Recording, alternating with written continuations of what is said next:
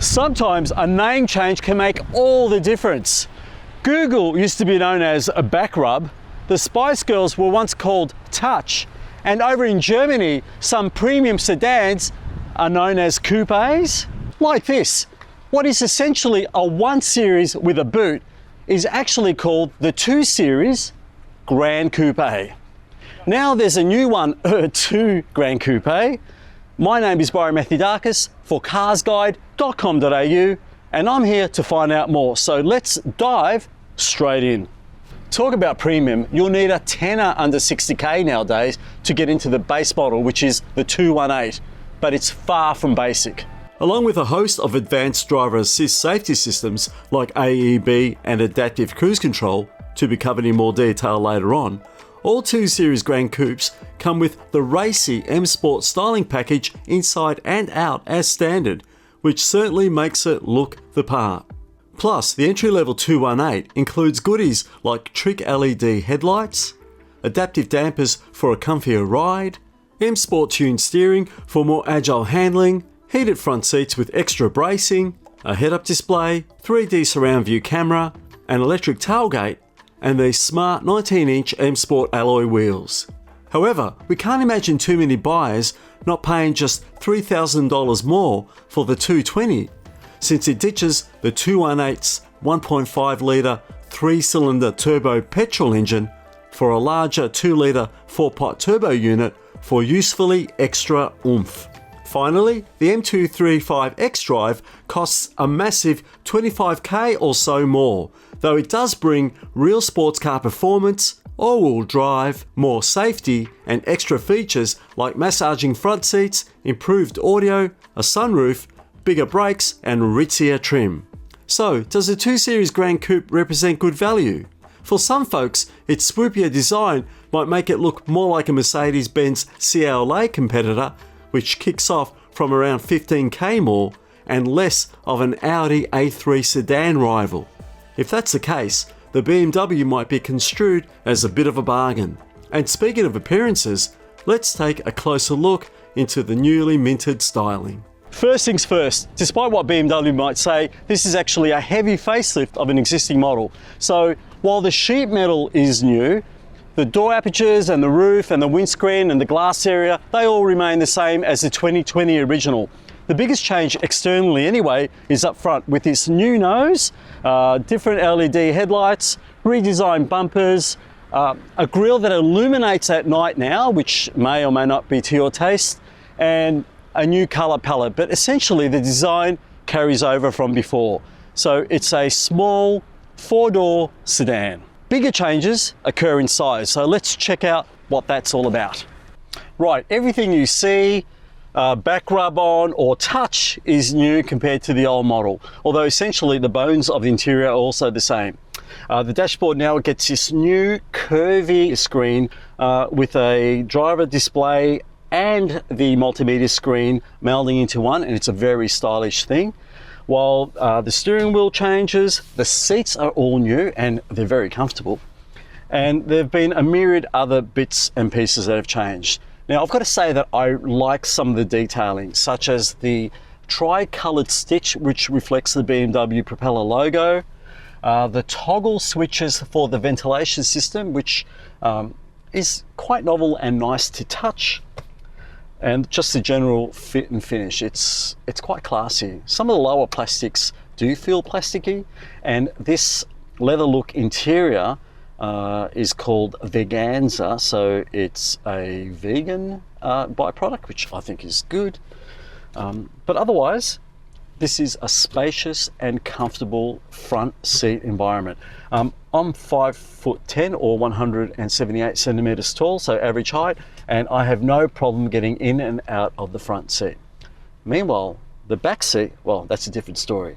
Now, being a coupe sedan, it means that getting in and out for 178 centimeter me is a little bit tricky, but once I'm back in here, actually, it's fairly spacious as well.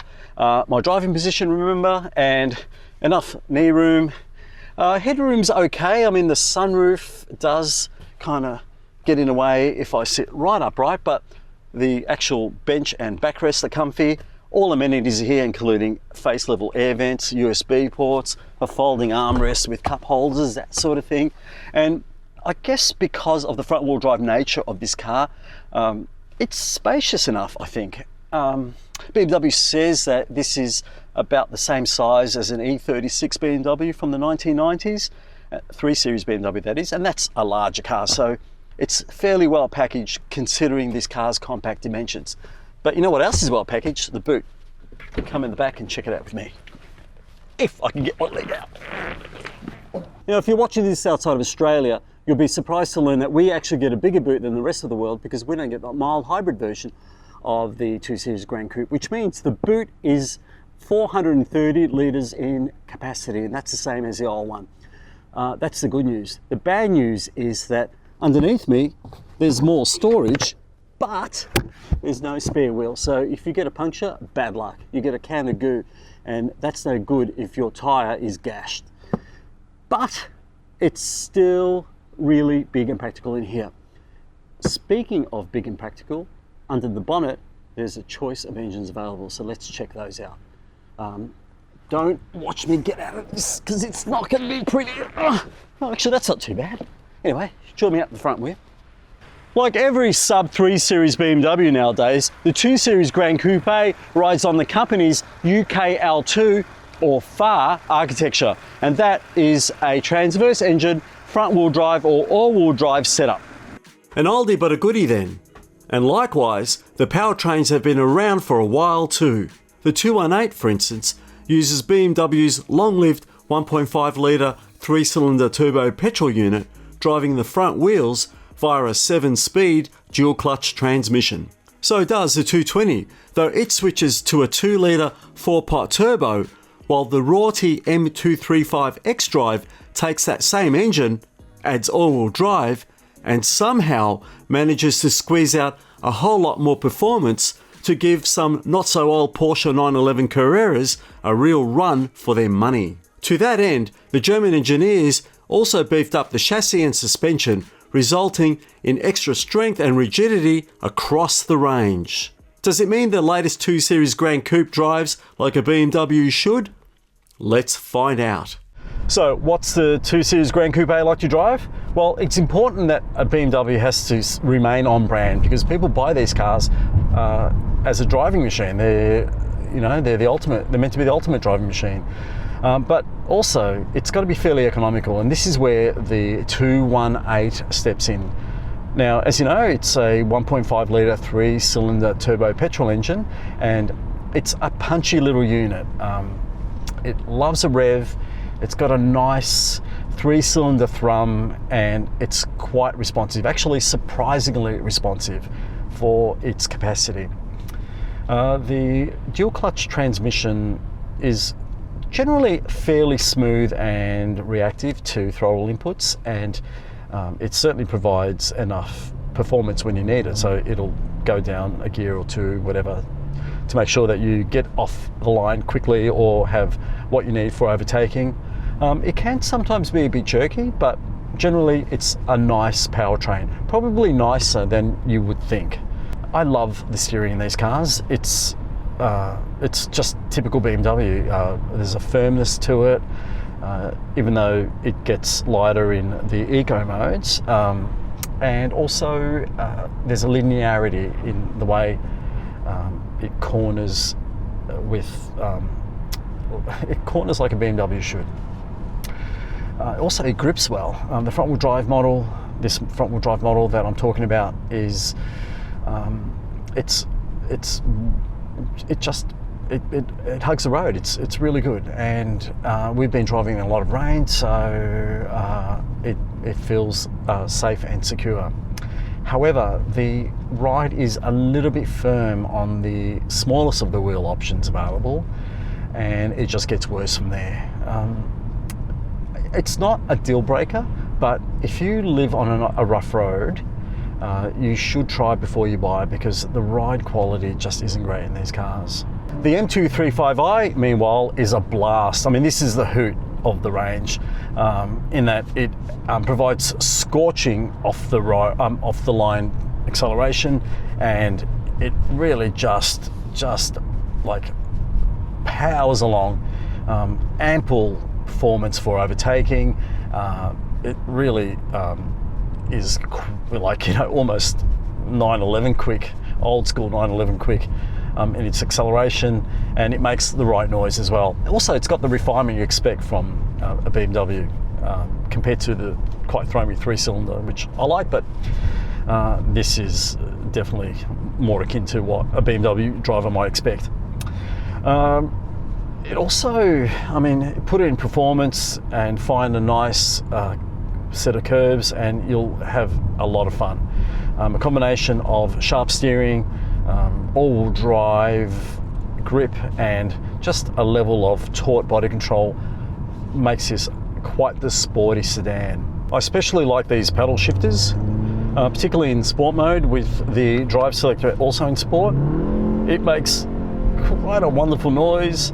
There's kind of like burps and blips as it down changes, and feels properly sporty. Love that.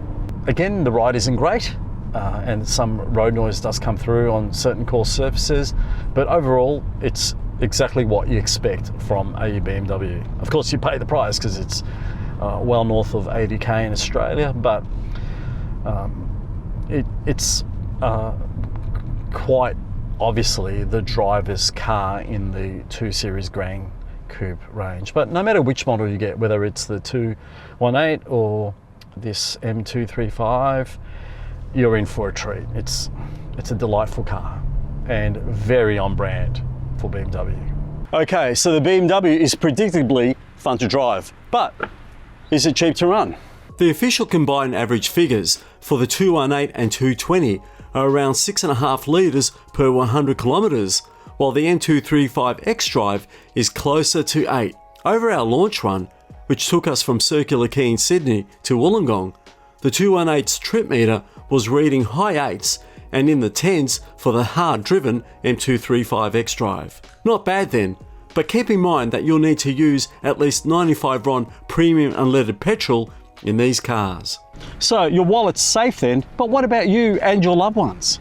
The latest 2 Series Gran Coupe scores neither an ANCAP nor Euro NCAP rating at this stage, but its F44 predecessor managed a 5-star rating back in 2019. For the latest version, BMW is highlighting the elevated level of advanced driver assist safety, which includes multi-level automatic parking and more sophisticated lane support systems. A neat addition within the included Parking Assistant Plus tech is an automatic reverse function that retraces the last 50 metres travelled using precise steering angle inputs, which is great for getting out of tight parking situations.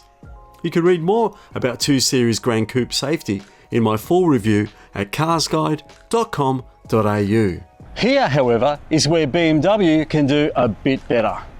While the 5-year unlimited kilometre warranty is where most premium brands are these days, it does fall short of industry best practice. Roadside assistance is for just 3 years, and there is no cap price servicing, just a choice of prepaid service packages of limited scope.